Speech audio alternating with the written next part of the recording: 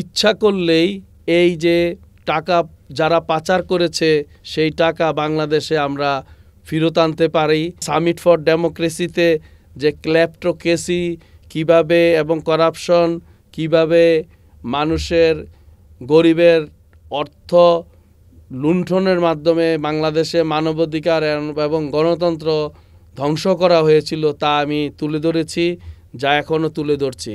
তাছাড়া আমি কানাডাতে 50 জন অর্থ পাচারকারীকে শনাক্ত করেছি এবং যা already Bangladesh bank anti corruption commission বাংলাদেশে আমি যোগাযোগ করেছি।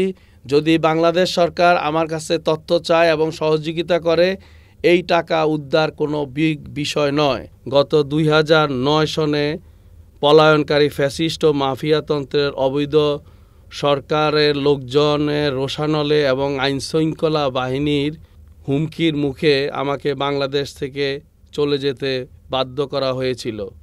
বিদেশে যাওয়ার পর কানাডা ও যুক্তরাষ্ট্রের বিভিন্ন সংস্থার সাথে বাংলাদেশে মানবাধিকার, গণতন্ত্র ও সামাজিক ন্যায় বিচার প্রতিষ্ঠার জন্য আমি আমার যোগাযোগ শুরু করি। পরবর্তীতে 2014 সনের একতরফা নির্বাচনের পর আমি কানাডিয়ান হিউম্যান রাইটস ইন্টারন্যাশনাল অর্গানাইজেশনের সাথে যোগদান করি। পরবর্তীতে তারা আমাকে executive director for Asia region হিসাবে নিয়োগ প্রদান করে। 2017 সনে আমাকে পিস অ্যান্ড জাস্টিস অ্যালায়েন্স নামে একটি সংগঠনের পরিচালক হিসেবে নিয়োগ করা হয়। আমি অনেক প্রতিকূলতার সম্মুখীন হয়েছি দীর্ঘ 15 বছর। ফ্যাসিস্ট মাফিয়া সরকারের বিরুদ্ধে আন্তর্জাতিক অ্যাডভোকেসি এবং ক্যাম্পেইন করার কারণে আমি বহু বাধার সম্মুখীন হয়েছি এবং আমার পরিবারও বহুত কষ্টসাধ্য নিপীড়নের শিকার হয়েছিল। দেশে বিদেশে আমি অনেক হুমকির সম্মুখীন হয়েছিলাম।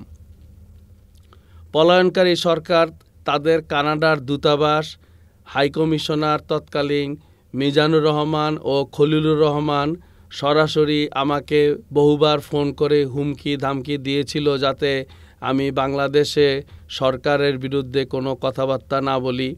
তাছাড়া বাংলাদেশ আওয়ামী লীগের কানাডাতে এবং যুক্তরাষ্ট্রে যে তাদের সদস্য ছিল তারা আমার বাড়ির সামনে কয়েকবার বিক্ষোভ করেছিল এবং আমার অনুষ্ঠান পণ্ড করার জন্য অনুষ্ঠান স্থলে গিয়েছিল। আমি তখন কানাডা সরকার এবং আইনশৃঙ্খলা বাহিনীকে জানানোর পর তারা চলে গিয়েছিল। তাছাড়া আমার পিতা বাংলাদেশে দীর্ঘদিন অসুস্থ ছিলেন। আমি আমার পিতাকে দেখতে আসতে পারিনি এবং ওনার মৃত্যুর সময় আমি বাংলাদেশে আসতে পারিনি। দীর্ঘ 15 বছর আমি বাংলাদেশের মানুষের গণতন্ত্র, মানবাধিকার, শান্তি প্রতিষ্ঠার জন্য গণতন্ত্র হরণ এবং গুম খুন, অর্থ পাচারের বিরুদ্ধে কানাডা, যুক্তরাষ্ট্র, ইউরোপিয়ান ইউনিয়ন, জাতিসংঘ সহ বিভিন্ন আন্তর্জাতিক সংস্থা ও সরকারের সাথে সার্বক্ষণিক যোগাযোগ ও অ্যাডভোকেসি করেছিলাম। এছাড়া আমি আন্তর্জাতিক মহলের সহযোগিতা ও সহায়তা লাভের জন্য বিভিন্ন আন্তর্জাতিক সংস্থার সাথে মিলিতভাবে প্রোগ্রাম ও বিভিন্ন ইভেন্ট বিভিন্ন স্থানে আমি করেছিলাম। তাছাড়া 2018 সনে বিএনপির চেয়ারপারসন বেগম খালেদা জিয়াকে মিথ্যা ও বানোয়াট মামলায় কারাগারে প্রেরণের পরবর্তীতে আমি সার্বক্ষণিক জাতিসংঘ, কানাডা, আমেরিকা যুক্তরাষ্ট্র, ইউরোপিয়ান ইউনিয়ন সরকার এবং অন্যান্য আন্তর্জাতিক সংস্থার সাথে কাজ করেছি এবং ওনার মুক্তির জন্য জোর প্রচেষ্টা চালিয়েছিলাম। 2018 সনে বেগম খালেদা জিয়াকে মাদার অফ ডেমোক্রেসি অ্যাওয়ার্ড প্রদানের জন্য কানাডা হিউম্যান রাইটস ইন্টারন্যাশনাল অর্গানাইজেশনের সাথে আমি কাজ করেছিলাম। 2020 সনে মার্কিন যুক্তরাষ্ট্রের তৎকালীন প্রেসিডেন্ট ডোনাল্ড ট্রাম্পের জাতীয় নিরাপত্তা কাউন্সিল ও ফরেন অ্যাফেয়ার্স কমিটির সহায়তায় বেগম খালেদা জিয়াকে অ্যাডভোকেটস ইন্টারন্যাশনালের সহায়তায় এবং ইউএসসিআইআরপির সহায়তায় মুক্তি প্রদানের জন্য আমরা কাজ করেছি। তাছাড়া আমি সার্বক্ষণিক US Helsinki commission, Tom ল্যান্টার্নস human rights commission, জাতিসংঘের পলিটিক্যাল অ্যান্ড পিস বিল্ডিংয়ের আন্ডার সেক্রেটারি জেনারেলের অফিস, তৎকালীন প্রধানমন্ত্রী বেগম খালেদা জিয়াকে মুক্তির জন্য আমরা জোর প্রচেষ্টা চালিয়েছিলাম এবং আমি তুলে ধরেছিলাম যে তৎকালীন ফ্যাসিস্ট মাফিয়াতন্ত্রের সরকার সুপরিকল্পিতভাবে একটি নির্জন পরিত্যক্ত কারাগারে অস্বাস্থ্যকর পরিবেশে স্লো পয়জনিংয়ের মাধ্যমে বেগম খালেদা জিয়াকে মৃত্যুর মুখোমুখি নেয়ার যে ষড়যন্ত্র তৎকালীন সরকার করেছিল তা আমি আন্তর্জাতিক বিশ্বের নিকট উপস্থাপন করার জন্য সক্ষম হয়েছিলাম। এছাড়া 2014 সনে একতরফা নির্বাচন, 2018 সনের নিশিরাতের নির্বাচন, 2024 সনের আমিরামি নির্বাচন, ভোট কারচুপি, আন্তর্জাতিক মানদণ্ডের বরখলাপ ইত্যাদি বিষয়ে আমি এবং বাংলাদেশ থেকে যারা অবৈধ অর্থ কানাডা, আমেরিকা যুক্তরাষ্ট্র, যুক্তরাজ্য অন্যান্য দেশে পাচার করেছে তার বিরুদ্ধে আমি বিভিন্ন ভিডিও, ছবি, বিভিন্ন ধরনের রেফারেন্স আন্তর্জাতিক মহলের নিকট উপস্থাপন করেছিলাম। 2015-2025 বিভিন্ন আন্তর্জাতিক গণতান্ত্রিক মানবাধিকার সংস্থাসমূহের সাথে হাই লেভেল পলিটিক্যাল ফোরামের মেম্বার হিসাবে বাংলাদেশে মানবাধিকার গণতন্ত্র প্রতিষ্ঠার জন্য বিভিন্ন তথ্য উপস্থাপন করেছিলাম। 2021 সনে বাংলাদেশের অবৈধ আওয়ামী লীগ সরকারের অবৈধ সংসদ সদস্য তথাকথিত টাকলা মুরাদকে কানাডাতে এবং দুবাইতে প্রবেশযাত্রা না করতে পারে তার বাধা সৃষ্টি করেছিলাম এবং তার বিরুদ্ধে নিষেধাজ্ঞা আনয়নে আমি পদক্ষেপ গ্রহণ করেছিলাম। এছাড়া 2021 সনে বাংলাদেশে মানবাধিকার লঙ্ঘনের কারণে নিষেধাজ্ঞা প্রদানে সহায়তা করেছিলাম। এছাড়া 2022, 2023 এবং 2024 সনে গ্লোবাল সামিট ফর ডেমোক্রেসি থেকে যাতে বাংলাদেশে অংশগ্রহণ করতে না পারে সেটা যুক্তরাষ্ট্র সরকারকে আমি আহ্বান করেছিলাম।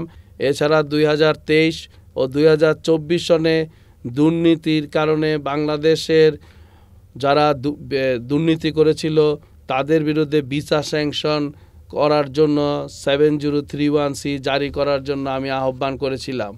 এই সকল কার্যক্রম করতে গিয়ে আমি বাংলাদেশের তৎকালীন ফ্যাসিস্ট সরকারের বিভিন্ন হুমকি ধামকির সম্মুখীন হয়েছিলাম। তদুপরি আমি থেমে থাকিনি, আমি আমার কার্যক্রম চালিয়ে যাচ্ছি, এখনও পর্যন্ত চালিয়ে যাচ্ছি যতদিন পর্যন্ত না বাংলাদেশের জনগণ তাদের গণতন্ত্র মানবাধিকার ফিরে পাবে। ইচ্ছা করলেই এই যে টাকা যারা পাচার করেছে সেই টাকা বাংলাদেশে আমরা ফেরত আনতে পারি এবং পৃথিবীর বিভিন্ন দেশে সেই ধরনের আইন করা আছে। শুধু আমাদের প্রয়োজন স্বইচ্ছা এবং সঠিক কৌশল, তাহলে আমরা এই টাকা বাংলাদেশে ফেরত আনতে পারবো। আপনারা জানেন বাংলাদেশ থেকে বিগত 16 বছরে প্রায় $234 বিলিয়ন কানাডা, আমেরিকা যুক্তরাষ্ট্র, যুক্তরাজ্য, দুবাই, সিঙ্গাপুর, ভারতে অবৈধভাবে পাঠানো হয়েছে। সেই টাকাগুলি ফেরত পাওয়ার জন্য আমি বিভিন্ন অ্যান্টাই কারাপশন এবং অ্যান্টাই মানি লন্ডারিং গ্রুপের সাথে কাজ করছি। তাছাড়া আমি UNCAC, UNO মানি লন্ডারিং এবং করাপশনের বিরুদ্ধে জাতিসংঘের প্ল্যাটফর্ম, সেখানে আমি বাংলাদেশ বিষয়ে তুলে ধরেছি, এখনও তুলে ধরছি।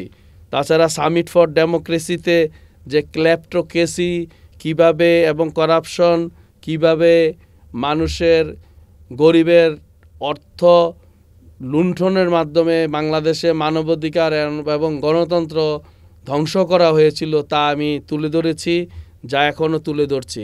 তাছাড়া আমি কানাডাতে 50 জন অর্থ পাচারকারীকে শনাক্ত করেছি এবং যা already Bangladesh bank, anti corruption commission বাংলাদেশে আমি যোগাযোগ করেছি। দুঃখের বিষয় বাংলাদেশ সরকারের তরফ থেকে আমি কোনো প্রকারের সদুত্তর পাইনি কিংবা আমাকে কোনো প্রকারের সহযোগিতা করেনি। যদি বাংলাদেশ সরকার আমার কাছে তথ্য চায় এবং সহযোগিতা করে, এই টাকা উদ্ধার কোনো বিষয় নয়। আমরা চাচ্ছি বাংলাদেশের যে গরিবের অর্থ কিছু সংখ্যক লোক অবৈধভাবে বিদেশে পাচার করেছে। আজকে দেখেন বাংলাদেশে প্রায় 1 কোটি গ্রাহক তাদের টাকা ফেরত পাচ্ছে না। অলরেডি 20 লক্ষ ঋণ খেলাপি হয়ে গেছে বাংলাদেশে বিভিন্ন ব্যাংকে। 12টি ব্যাংক অলরেডি দেউলিয়ার পথে, 15টা ব্যাংক খুবই দুর্বল অবস্থা, 22টি বৃহৎ গ্রুপ অফ কোম্পানি যারা বিভিন্ন ব্যবসার নামে বাংলাদেশের গরিবের অর্থ বিদেশে পাচার করেছে। আমি মনে করি এই টাকা বাংলাদেশে ফেরত আনা সম্ভব। তার জন্য আমাদেরকে জাতিসংঘের যে ফোরাম আছে, অ্যান্টি কারাপশন মানি লন্ডারিংয়ের যে ইনভেস্টিগেশন যে গ্রুপ আছে, অ্যাসেট রিকভারি যে গ্রুপ আছে, তাদের সাথে অ্যাক্টিভলি কাজ করতে হবে। বাংলাদেশ হাইকমিশনগুলি আমাদের বিভিন্ন দেশে যারা বাংলাদেশিরা বসবাস করছে তাদেরকে বলতে হবে যে আপনার আশেপাশে যারা টাকা পাচার করেছে তাদেরকে আইডেন্টিফাই করেন। তারপরে আমরা সেই আইডেন্টিফাইয়ের মাধ্যমে আমরা ফ্রিজ করব টাকা এবং সেগুলি রিকভার করে বাংলাদেশের টাকা, গরিবের টাকা বাংলাদেশে পাচার করব।